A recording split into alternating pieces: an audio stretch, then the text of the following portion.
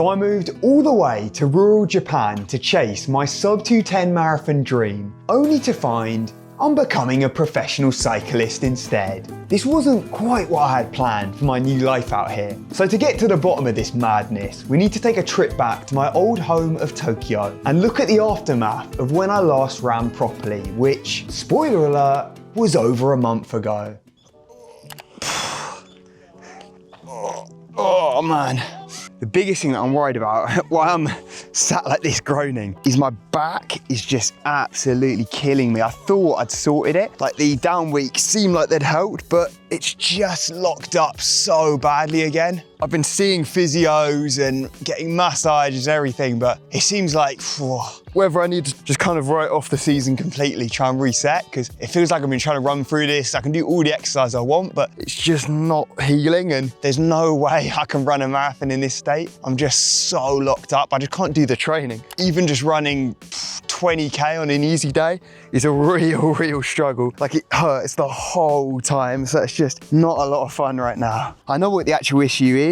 I've had my gait analysed and videos looked at, and it's, this real collapse at the hip. I've got this, I guess, severe weakness on my left side. Right shoulder's coming up. As well, I've said it before, I've had this pain in my right shoulder, my neck, and then it's putting this load on my back because my pelvis kind of collapses. So my body's completely out of tune. I'm just running wonky literally at the moment. So it's pretty clear from these videos how misaligned I am, and over time that imbalance has just mashed up my back to the point where I've been in pain during every run since Valencia Marathon 4 months ago. I finally made the call to hit a full reset, give my back a chance to rejuvenate, and during the chaos of the house move I thought it would be good timing to just do some light jogging. Now the issue of no longer running 40k a day is that my appetite is still just as ferocious, and these endless rice bowls could prove fatal if I don't do something about it soon. I had no choice but to face my arch nemesis once again.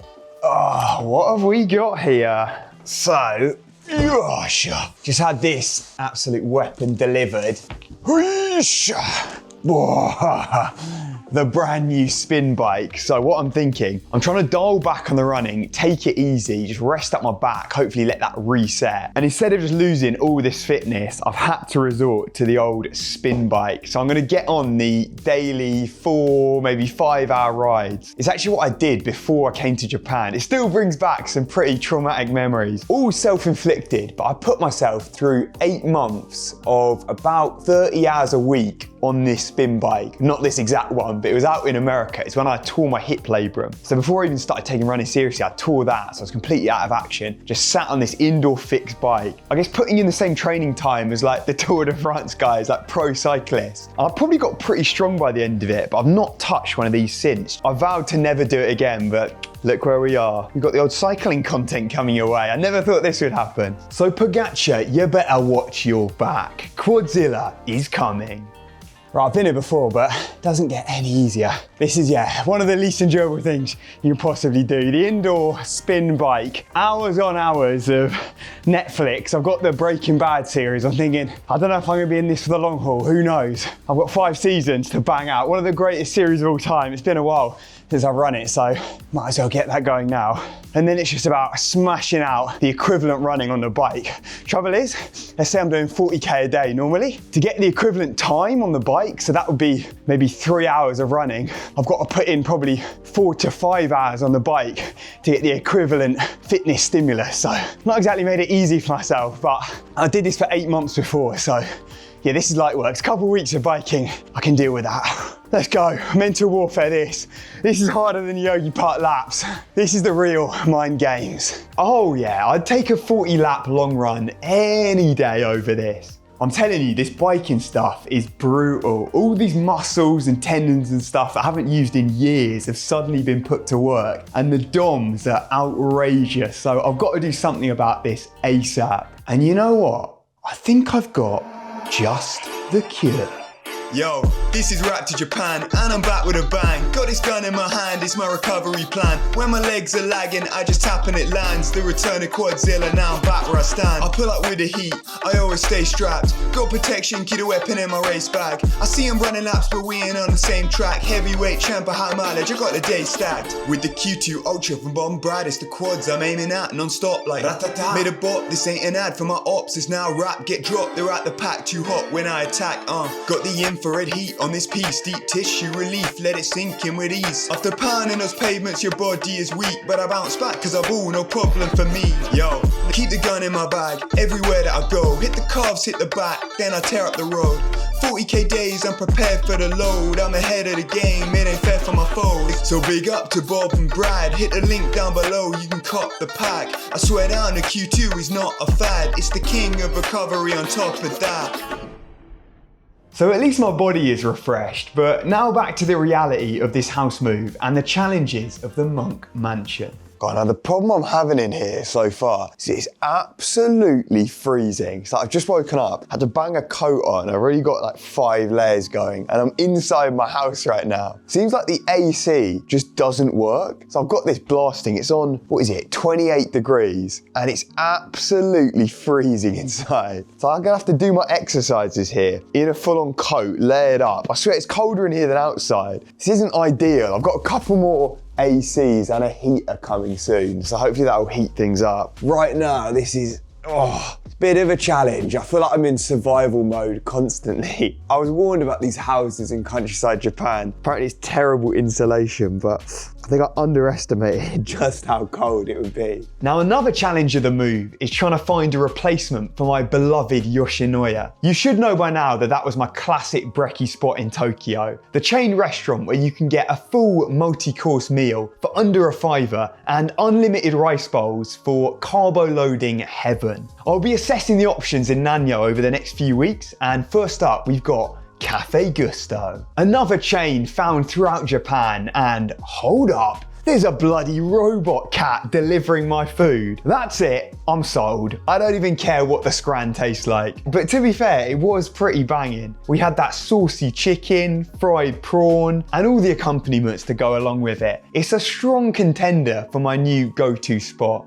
So I'm currently going through one of the most infuriating processes I've ever had to do. Like this whole house thing, everything's obviously complicated because I mentioned this in the last video, but the Japanese are so unbelievably backwards when it comes to any kind of official documentation. It's so old school. They're stuck in about the 1950s. And this situation right now is just a perfect example. So I'm trying to buy a car, all right? So I've traveled over to this garage. I found the car that I want, but then the actual procedure for buying it is just a complete joke. Like I'm renting this car at the moment. The amount of stuff I'm having to sort. So originally I had this stamp because for some reason they don't accept signatures here. So on all the documents, I couldn't actually sign them because I needed a stamp. Now, luckily I actually got given recently, my girlfriend got me one of these custom Hanko stamps. But here's the thing, it can't just be any old stamp. It has to be a registered stamp. So you've got to get this officially registered at the City Hall. Then I drive half an hour back to the City Hall, okay? I go there to get this registered. I'm like, okay, finally, we're getting somewhere. We're making some progress. Oh wait, it has to be in Japanese. So because my name is obviously in English, they won't accept it. So I now need to get a custom stamp made at this place that I've now driven over to here to get this same stamp done in Japanese this time. So it says my name, Jake, instead of just Jake. Then I can go back to the car dealership, and that's just round one. That's one step of the document. Next, I've got to get my owner to sign this document thing for the car to prove that I have a parking space, because I can't buy a car unless I can prove I've got a parking space, even though you can just look on Google Maps. I've clearly got a space outside my house. If I end up with a car this year, I'll be lucky, but yeah, I got hungry during this process. That's what I need. Whoa, some energy. Man, this moving thing is exhausting. It's lucky almost that I've got this back thing where I have to take a bit of a downtime because I'd be exhausted to be able to train properly while like sorting all this stuff. There's still a whole load more kind of things on my checklist to do before I'm actually properly settled. Oh, we're getting there though. Shout out the onigiri though. This is the fuel of the people. It's the only thing keeping me going. Ah yeah, it appears the lack of running is getting to me and everything is turning into a rant to Japan this week. So a few days have passed and many documents later, I am officially a certified holder of the Japanese Incan, aka the most valuable possession any Japanese person can hold. I've officially registered this bad boy at the city office and it is now good to use. I can buy a car in about 2 weeks after a whole load of more paperwork, but this is step one at least. And I'm not even joking when I say this is important. There's a saying apparently in Japanese that's like, this stamp, this Incan, is the second most important thing in your life. Number one is your life itself. If you're living, that's obviously number one. Second, only just behind that is this bad boy right here. The power that this holds, you can do anything with it. If someone gets hold of this stamp, it's game over. They basically own you. They can control you. This right here, got to keep it safe. Well, an absolute piss take. All of this to buy a bloody car, but hopefully soon I'll have the RTJ Mobile and we'll be whipping around the countryside, blasting my own music, of course. As you know, Punchlines made a return recently. The Rap to Japan is actually taking over the internet. So actually this is a message to any sponsors out there. You want the greatest sponsor segment of all time. Hit me up, show me the P's, and you can get a music video of your own. Now it's time to go and do a bit more exploring of the local area and whip around on my trusty bike. God, you know we're in the wilderness when there's just a sheep head sitting on the floor. That is crazy. Seems like no one's even come up here. This is a completely abandoned road. That's what happened to the last guy that tried to make it up this mountain. Let's hope I don't meet the same fate. I've been warned there is actually bears around here. Like, people are genuinely like, yeah, you got to be careful. It's definitely on the news recently. I've seen a lot of wild bear attacks, but I back myself. Got that MMA background, come on. We've got it covered. So after sparking out a couple grizzly bears that tried it with me, I eventually made it to the top of the mountain. God, look at this, legendary stuff. I actually killed myself to get up this hill. I reached the top, well, I was gonna keep going along the road. Turns out it's just a complete snowfield. Like, you hit a certain point, you just can't go any further. I went past this guy on a motorbike and he was like, no, no, no. I thought he was telling me off for coming up here, but turns out no, he was saying you literally can't go through here. Man, on this bike, this old little rickety thing, it's absolutely brutal. My heart rate was like 170, barely moving, but whew.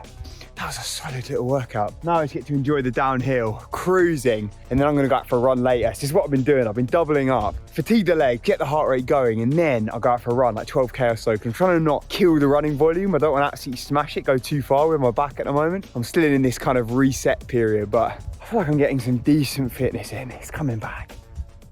So I've headed over to Yamagata City today. So it's like Yamagata's the prefecture. What would it be, like a state in America or a county in the UK, like one of those big sort of areas. Japan's split up into about 50 of them. And then Yamagata City, that's where I am now. That's like the main place. So it's about 40 minutes maybe by car getting over here from Nanyo, which is obviously the home base now, home of the Marathon Monk. Well, I'm now living in the Monk Mansion, obviously, but I actually couldn't drive over it today. I've lost my rent-a-car, so that ran out. And I'm now stuck trying to get around on buses and trains, which I've realized, yeah, outside of Tokyo is a whole lot harder. I'm still going through the fiasco of trying to sort the actual buying of a car, which is just taking forever. So now I'm actually walking over to the hospital. So last week I got an x-ray done because they wanted to just make sure my back, there was nothing like a stress fracture or anything, which I'm pretty certain there wasn't. Like, I had a pretty good idea from just seeing physios and stuff already what it was, but they got checked out, confirmed, yeah, there's no damage or anything. It's just, yeah, incredible tightness. I've got these ridiculously tight hips, back, everything's just so locked up. I think it's the curse of being born with thunder thighs, that the thighs just take all the pounding, the quads do everything while we're running. But then it means that none of the other muscles, the glutes, all of that are doing nothing. So just don't get worked at all, and it leaves this imbalance. And at the hospital, they're giving me this whole rehab program. Hopefully they'll set me back on track so I'm no longer a cripple as I'm running. And a few hours later, it was time to put that to the test. So my exercise list has somehow got even longer now. Just for me to get out the door before a run, it takes about 2 hours nowadays. So I've collected all these different exercises from different physios and stuff, but actually the one at this Japanese hospital, he was pretty sick, seemed to know what he was talking about. And I pretty much managed to understand what he was saying, which I was surprised at. But I'm gonna do this new set of exercises that are meant to help balance out the left and the right side. We did a few strength tests, and it's just my left side is useless, absolutely useless. Because right now, this right thunder thigh is weaponly and the other is lagging behind. God, God, even just lifting my leg like this, my groin is on fire.